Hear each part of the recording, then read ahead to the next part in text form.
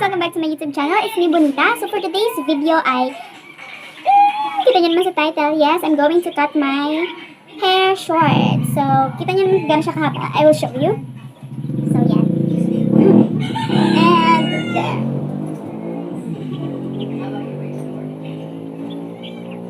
There. Kita nyo yun. So, I decided to cut this short kasi masyado madami siyang split ends. It's so dry because of the color. Because I colored my hair for 2 times already and it was damaged. It has so many split ends and frizzy hair. So, kaya feel ko naputulin na siya. Dapat talaga, my goal is not to cut my hair until I graduate college. But, this messy hair, kinda like, ano ba sabihin niya? Basta yun na. Yung parang nababother na ako. Kasi every time I go outside, like, interact with people, they always say, ay, ang dami split ends ng buhok mo. Ay, ang dry ng buhok mo. So, to cut my insecurities, then, let's cut my hair. So, for me, it doesn't matter. Pero, nahihirapan na rin ako dahil ang banas. Tapos, kailangan ko pa magsuklay. Ang dami pang mag-consume ng shampoo. And, sometimes, I'm not using conditioner. I just use it now because of my hair. It's so long. And kailangan ko siyang suklayin. And kapag walang conditioner, napakaganit. But, it's because matipid akong tao. I don't use conditioner every day. I just use conditioner every Sunday. Yeah, because when I go to the church, I want to look presentable and also my hair. So, kapag naman nandito lang ako sa bahay, shampoo lang ganun. Pero kapag umaalis ako yun, especially on Sundays, tsaka lang ako nagko-conditioner. So, yun. And, alam mo yun, hindi bumubula sa akin ang isang sachet halos ng shampoo. Almost ang nagagamit ko, mga siguro, mga 1.5. Yun. So, today, I decided to cut it short. So, it's my first time to cut my hair on my own because usually, ang nagpuputol sa akin or naggugupit sa akin ay si Mama. Yeah. Dahil titipid nga kami, I don't usually go to salon or whatever. Si Mama talaga nagugupit sa akin. One time ako nagpa-salon is libre lang ng ate ko. When the first time na nagpatina ako ng buhok at naranasan ko magpa-salon first time ko din nagpaputol ng ganun kaikli. So today, puputulin natin ulit siya ng ganun kaikli. So again, this is my first time. Don't judge the result. And I hope hindi ko pagsisihan ito. Support me guys and pray for the good result and a better result and sana magustuhan ko talaga siya. So without any further ado, let's jump into the video.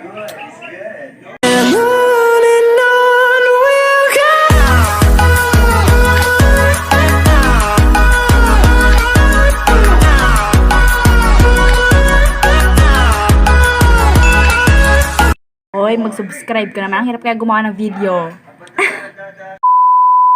So what we have here, of course, suklay. Suklay na bingaw-bingaw.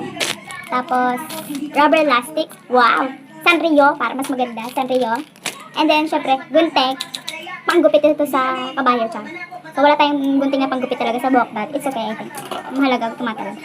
Oops! Ang ingay ng aso ko. So, sabi, hatiin daw sa gitna. Yung napanood ko, ayan. Hatiin daw sa gitna. Hatiin sa gitna. Ayan, hatiin na ba siya? Ayan. Do a 2 section of the hair, sabi. Kinakabahan ako. I'm a little bit nervous because this is my first time and I'm doing it all alone. So, part the hair into 2. Like, I don't know kung pantay siya, pero whatever. I just hope it is. So, as you can see, napakakapal ng buhok ko. Ayun na, ang kapal ng buhok ko. Kita nyo ba yan? So, bale, dapat, okay na to 2 sections. Kasi dahil makapal ang, oh my god, hinihaya ako. Oh my gosh! Nakahinaya! Ako hinaya. Dahil makapal nga siya, sabi nga ng iba yung buhok ko ay pang ilang tao. So, ang kapal na nga atin na. Yan. So, ang gagawin natin dyan ay hatiin ulit for 2 sections. Paano ba yan? Hindi ba ganaganap mo? Ang hirap guys, hindi ako marunong. Okay. I think it's okay. Alright. So, let's try to make suklay. Sana po hindi ako magsisi dito. So, ang gamit kong mirror ay wala. Ang gamit ko lang sa salamin ay ito sa camera, sa cellphone. So, I just hope for the best. So, gamitin natin rubber band is pink para kitang-kita natin.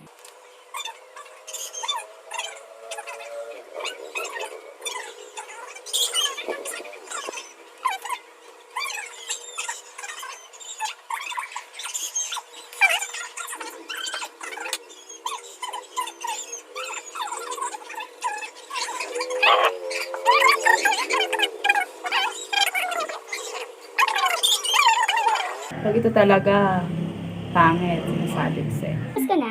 And actually, hindi ko alam kung tama yung ginawa ko, but I will hope for the best.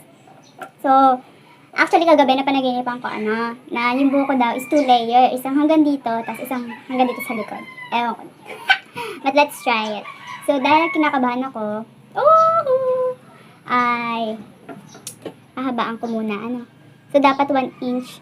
So, ang gagawin ko, hahabaan ko muna para hindi tayo magsisi if ever. So, bawasan na lang ulit later. Oh my gosh, ito na talaga. Wala na tong atrasan, guys. Oh my gosh. Oh my gosh. Oh my gosh. Oh. Ano ba yan? Ang pro naman. Kapal kasi ng buhok ko, guys.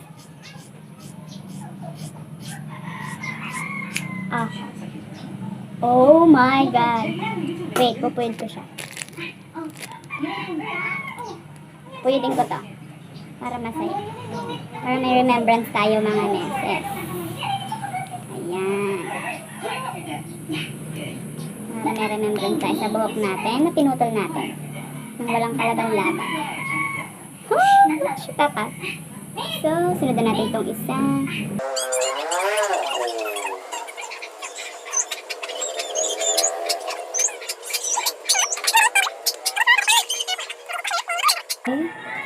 On the back portion of our hair.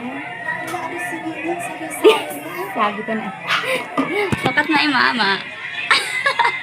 Ember na siya. Sana mama maganda ang kalabasan.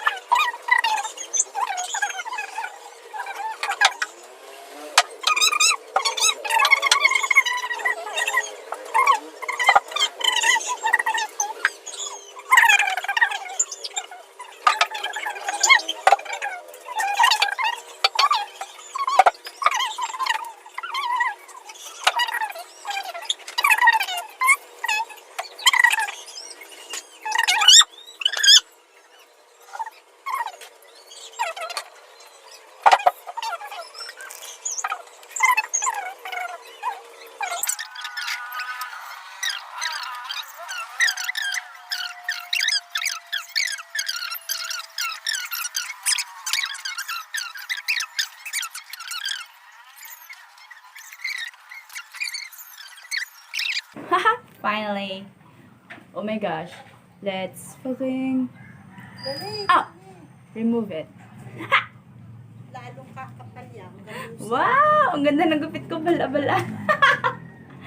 Oh my gosh! I miss my hair! Yung gantong kaikli. Ang ganda. Oh my gosh! I'm so cute! So, papa-finish ko lang kay mama. Babasahin kayo natin, mami. Basa. Basahin lang, Basa mami. So, ayan. Ipapa-finish touch natin kay mama. Awas-awas na yun. Awas-awas lang na yung titirahin ko. Parang ang ganda na ng pagkakagupit ko eh.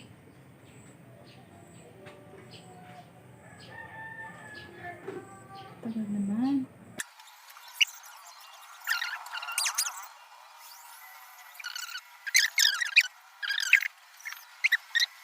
That's it, guys.